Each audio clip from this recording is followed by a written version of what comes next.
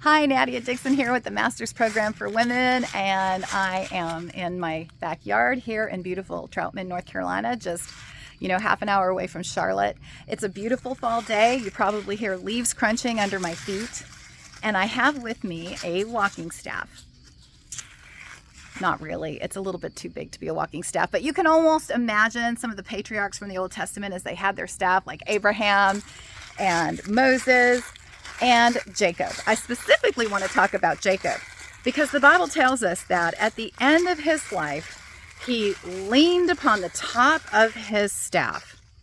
He worshiped God, and then he extended a blessing to each one of his 12 sons.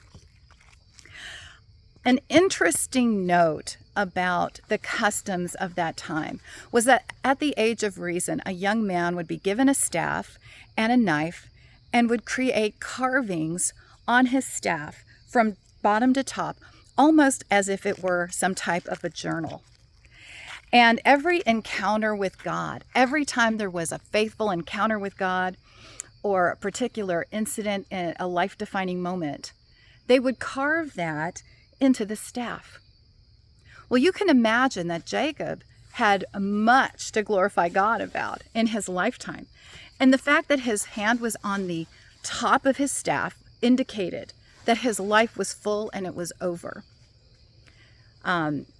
What I've read before is that they would place their hand on the part of the staff where their last engraving was. And so if his hand was on the top of his staff, his life was full. Why this is so interesting to me is because we just had a weekend retreat for our women. Annually, we have it in the mountains of North Carolina. And our interactive weekend was all about remembering your future, why your story matters. Remembering is the opposite of dismembered. And there's a lot of encounters with God that we may have forgotten that we need to reflect on and start connecting the dots. Not only that, but our spiritual autobiography. When you think about everything that we do in the Master's Program, there's a lot of life mapping. We have a lot of tools and assessments that we use.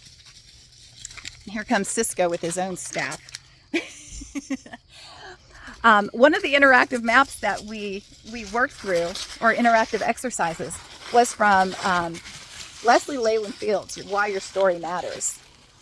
And as we worked through all of these things over the weekend, we saw where the hand of God was in our lives. We saw where even some of the darkest moments, when looking through the lens of faith and understanding the nature of God, things were reframed.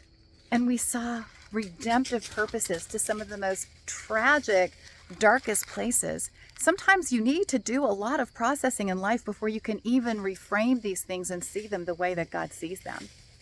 But they all point to a future. And so remembering the past and seeing where you've been and taking an inventory of all these things shows you part of your purpose, your plan, your potential, and the calling and assignment that you have on your life. I challenge you to go back through the things that you have remembered, the things that you have recounted about your past and where you are currently. When you think about session 5 and session 10, those are a bit of life mapping exercises. And all of those findings go towards your kingdom dashboard. Review those things and see how they may have been refined or upgraded over the last few years, because we go from strength to strength and calling to calling, glory to glory.